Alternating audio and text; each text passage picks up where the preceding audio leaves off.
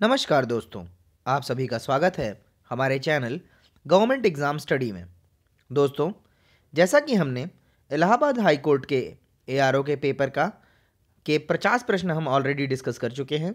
तो इस वीडियो में हम ये पार्ट 2 लेकर आए हैं, जिसमें हम 51 से 100 तक के प्रश्न डिस्कस करेंगे। तो आइए दोस्तों, बिना किसी विलंब के शुरू करते हैं। पहला प्रश्न है, the best known Chahamana later known as Chauhan ruler was who defeated the Afghan ruler named Sultan Mohammad Ghori in 1191। सबसे प्रसिद्ध चाहमान शासक जिसे बाद में चौहान के नाम से जाना गया, वह कौन थे? दोस्तों, ये प्रश्न बहुत आसान है। अगर हिस्ट्री आपने थोड़ी सी भी देखी है तो हमें पता है बैटल ऑफ तराई 1191 में मोहम्मद गौरी को पृथ्वीराज तृतीय ने हराया था। इनको हम पृथ्वीराज चौहान भी कहा करते हैं। अगला प्रश्न है कि राज्यादेशों का एक संग्रह है जिसमें मौर्य सम्राट अशोक मौर्य द्वारा बनाई गई नीतियां हैं जो 296 ईसा पूर्व के आसपास आधुनिक भारत में मौर्य सिंहासन पर विराजमान हुए थे। तो ये दोस्तों यहाँ ऑप्शन है धम्म, नियम, धर्म और कर्म। तो सही उत्तर इसका आपको पता ही है, धम्म है। तो राजा अशोक द्वारा आखिरी लड़ा और जीता गया युद्ध था कलिंग का युद्ध। अगला प्रश्न है, सम्राट अशोक किसके पुत्र थे? हम सबको यह जानकारी है, ये बिंदुसार के पुत्र थे। सम्राट Ashoka, emperor Ashoka was the son of Bindusara. दोस्तों, अगला प्रश्न है, मौर्यों के पतन का एक अन्य कारण यह था कि का तख्तापलट मौर्यों के उत्पीड़न के खिलाफ लोगों का विद्रोह था और मौर्य कला उदाहरण मौर्यों द्वारा विदेशी विचारों को अपनाने के प्रति उनका अस्वीकरण था। तो दोस्तों, इस प्रश्न में थोड़ा सा डाउट है। वैसे विजयालय लग रहा है सही उत्तर। तो हम अगर आप प्रश्न करते हैं तो हम इसको आपको सही करके पता करके फिर से बताएंगे। अगला है, the converging point of trade route was, इसका उत्तर तक्षशिला है। तक्षशिला ही था जो सिल्क रूट और मध्य एशिया दोनों से जुड़ा हुआ था।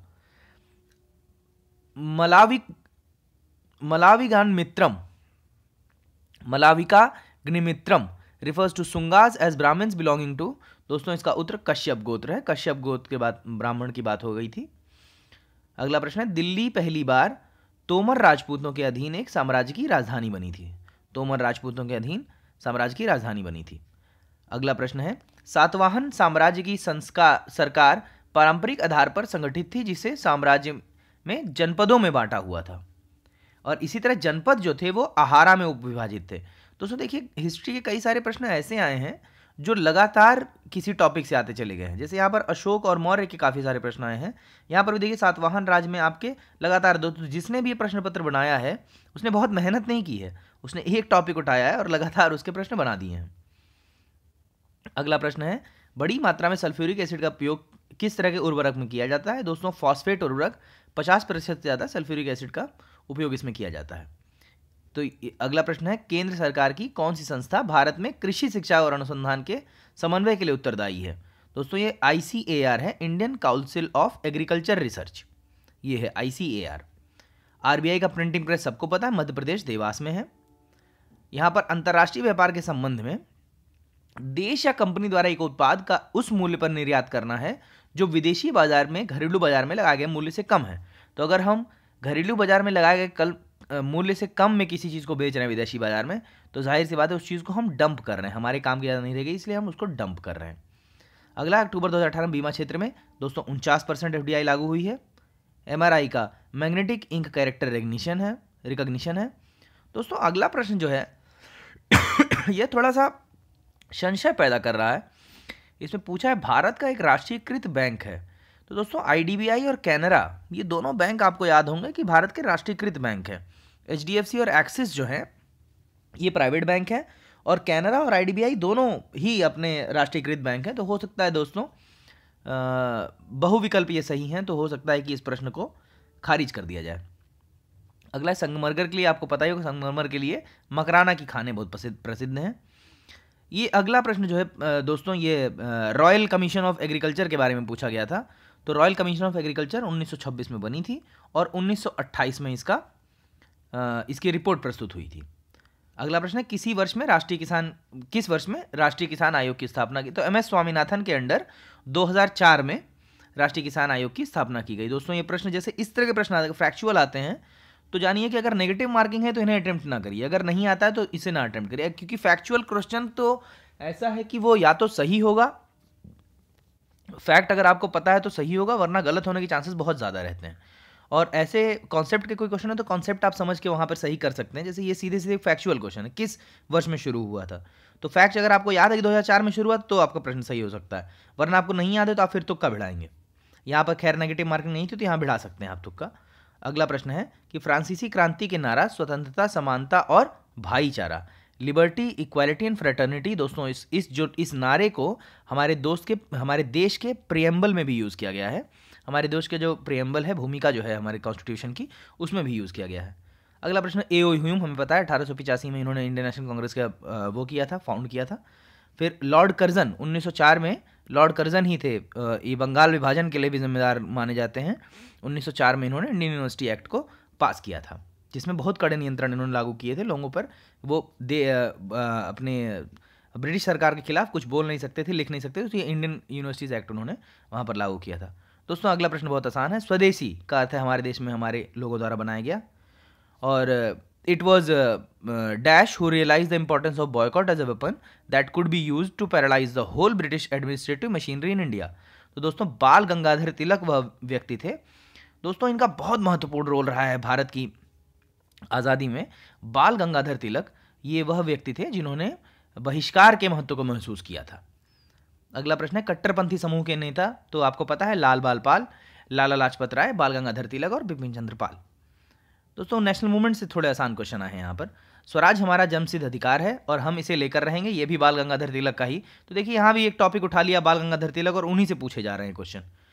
तो 1914 में घरेलू शासन आंदोलन का किसने शुरुआत की थी? ये दोस्तों एनी बेसेंट थी। यहाँ पर थोड़ा सा आपको दिमाग लगाने की जरूरत थी, क्योंकि होम रूल मूवमेंट बाल गंगाधर तिलक और एनी बेसेंट दोनों ने शुरू किया था, लेकिन 1914 में एनी बेसेंट ने शुरू किया था। 1916 में मुस्लिम लीग और कांग्रेस ने आपसी समझौता किया था। दोस्तों मुस्लिम लीग 1906 में जब बनी, तो उसके बाद कांग्रेस से बहुत अच्छे रिलेशंस नहीं रहे थे इसके।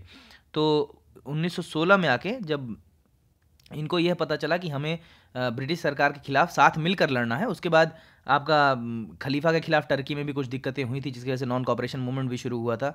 तो इन सब की वजह से लखनऊ समझौता इन्होंने किया कि हम एक रणनीति बनाकर एक साथ मिलकर हम ब्रिटिश का पूर्ण विरोध करेंगे। तो वही लखनऊ समझौता 1916 में हुआ था।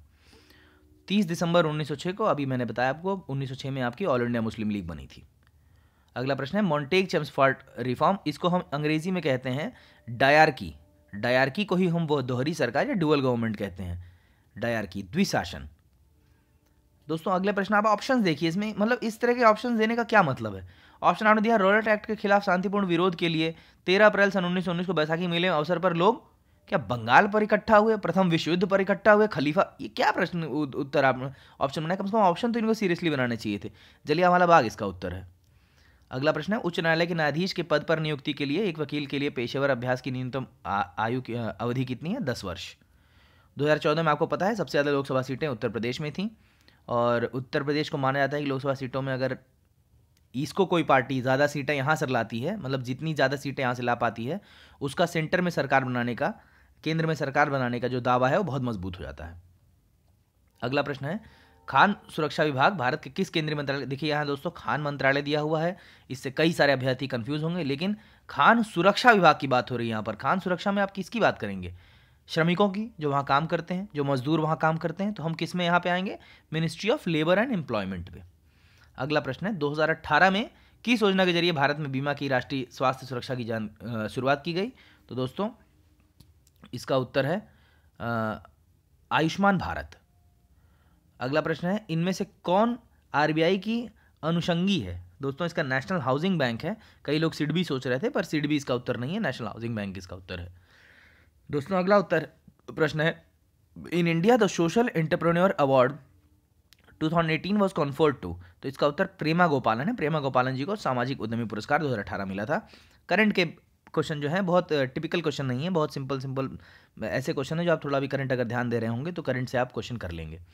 दोस्तों कौन सी वस्तु आवश्यक वस्तु अधिनियम के तहत 1955 के तहत सूचीबद्ध नहीं है? दोस्तों दवा जो है वो आवश्यक वस्तु अधिनियम के तहत है, पेट्रोलियम भी है और फर्टिलाइज़र भी है। दोस्तों खाद्य मशीनरी या फूड मशीनरी जो है वो आवश्यक वस्तु अधिनियम के वो उसमें नहीं है। दोस्तों भारत में ऑपरेशन फ्लड संबंधित है। ऑपरेशन फ्लड जो है वर्गीज कुरियन जो हमारे यहाँ बहुत अच्छे साइंटिस्ट रहे, उनका ही चलाया हुआ आंदोलन था, जिसमें दुग्ध उत्पादन, जो हम आनंद डेयरी वेरी की बात सुनते हैं, अमूल जो हमारा है, तो वहाँ से ऑपरेशन फ्लड की शुरुआत हुई थी कि भारत को हमें सक्षम बनाना है कि भारत दुग्ध उत्पादन में अपने ऊपर सारा स्वदेशी ही वो काम कर पाए और भारत सक्षम रहे दुग्ध उत्पादन में। तो उसके लिए ऑपरेशन फ्लड शुरू किया गया था। मेवाड़ उत्सव दोस्तों उदयपुर में मनाया जाता है। सिक्किम में कौन सा मठ है? तो रुमटेक मठ है, जो वो सिक्किम में है दोस्तों। यहाँ नामग्याल मठ से लोग कन्फ्यूज, लेकिन नामग्याल मुझे लगता है शायद हिमाचल प्रदेश में है भारत में। रुमटेक मठ जो है वो सिक्किम में है। ज्ञानपीठ पुरस्कार आप सभी को पता है साहित्य में दिया जाता है। पंचमहल दोस्तों फतेहपुर सीकरी में है। फतेहपुर सीकरी में बुलंद दरवाज़ा, दीवाने आम, दीवाने खास, पंचमहल, बीरबल की कोठी, जोधाबाई का मकबरा और मेहरुनिसा का मकबरा, ये सब जो इमारतें हैं ये फतेहपुर सीकरी, बहुत सुंदर जगह है दोस्तों, समय मिले तो ज़रूर घूम के देख के आइए फतेहपुर सीकरी। अगला है आईआईटी कौन सा उत्तर प्रदेश में है? तो देखिए रुड़की, आपको पता है कि रुड़की उत्तरांचल में है। भिलाई जो है मध्य प्रदेश में है। मंडी जो है हिमाचल प्रदेश में है, तो आपका बीएचयू हो जाएगा जो कि उत्तर प्रदेश में है। बनारस हिंदू विश्वविद्यालय की स्थापना दोस्तों 1916 में हुई थी। 1916 में मदन मोहन मालवीय जी जो थे उन्होंने इसको शुरू किया था, बनारस हिंदू यूनिवर्सिटी को। पशु चिकित्सा अनुसंधान केंद्र, वेटनरी रिसर्च इंस्टीट्यूट, ये कहाँ पर है? तो दोस्तों आपको कुछ चीज़ें आपको पढ़नी पड़ेंगी, जैसे पल्स रिसर्च इंस्टीट्यूट जो है, या दलहन रिसर्च इंस्टीट्यूट, वो कानपुर में है। वेजिटेबल रिसर्च इंस्टीट्यूट या फिर सब्जी पे जो जहाँ रिसर्च होती है वो वाराणसी में है। तो उसी तरह जो वेटनरी या फिर पशुओं पे जो आपका रिसर्च होता है वो इज्जतनगर बरेली में है। उस्ताद बिस्मिल्लाह खान, आपको पता है शहनाई, तो यहाँ जैसे ही आप शहनाई कर लेंगे तो उसके बाद आपको दूसरा कोई ऑप्शन खोजने की ज़रूरत नहीं है कि भारत रत्न या पद्मश्री या कुछ भी मिला था। शहनाई उनका वाद्य यंत्र है, सबको पता है। बनारस से बिलोंग करते थे, बहुत ही गुणी व्यक्ति थे, उनको भारत रत्न मिला था, उस्ताद बिस्मिल्लाह खान। चौखंडी स्तूप दोस्तों सारनाथ में स्थित है। तो कौन सा कृषि विश्वविद्यालय उत्तर प्रदेश में नहीं है? दोस्तों जीबी पंत कृषि प्रौद्योगिकी विश्वविद्यालय जो है ये पंतनगर उत्तरांचल में है, तो ये हमारा यहाँ पर उत्तर प्रदेश में नहीं है। दोस्तों इसी तरह आप हमारे साथ बने रहिए, हम जल्दी ही आपको और आगे के प्रश्नों की भी जानकारी देंगे। धन्यवाद दोस्तों।